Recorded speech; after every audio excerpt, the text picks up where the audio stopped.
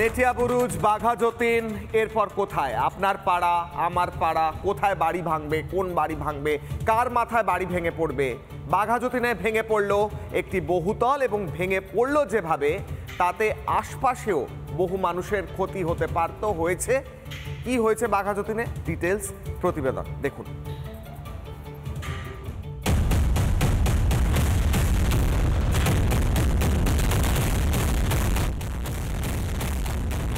Garden রিচের পর বাঘা যতীন, বছর ঘোরার আগেই ফের শহরে হুড়মুড়িয়ে ভেঙে পড়ল চারতলা বাড়ি। দক্ষিণ কলকাতার বাঘা যতীনে ফের বেআইনি নির্মাণের নগ্ন চিত্র। বাঘা যতীনের বিদ্যাসাগর কলোনির কয়েক বছর পুরনো এই চারতলা আবাসনটি আগেই হেলে গিয়েছিল। সেই আবাসন মেরামতের সময় বিপত্তি।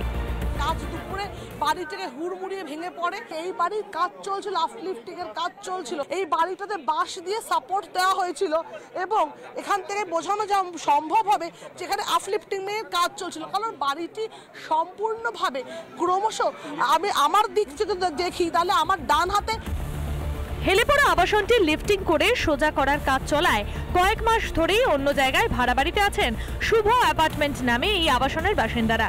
সর্বস্ব খুইয়ে এখন দিশেহারা অবস্থা ফ্ল্যাটের বাসিন্দা শিউলি বক্সির।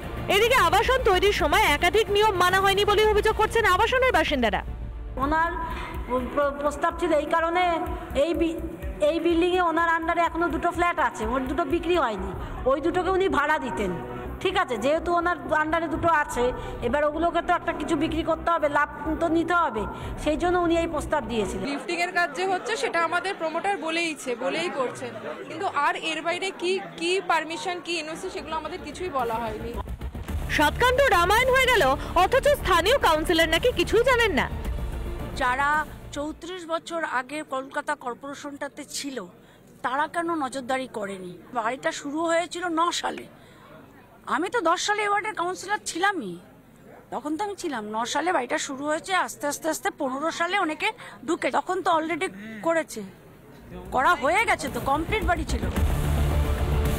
বাঘা যতীনের এই বহুতলটি যে আইন মেনে হয়নি তা মেনে নিয়েছেন যাদবপুরের বিধায়ক ও 97 নম্বর ওয়ার্ডের তৃণমূল কাউন্সিলর দেবব্রত মজুমদার।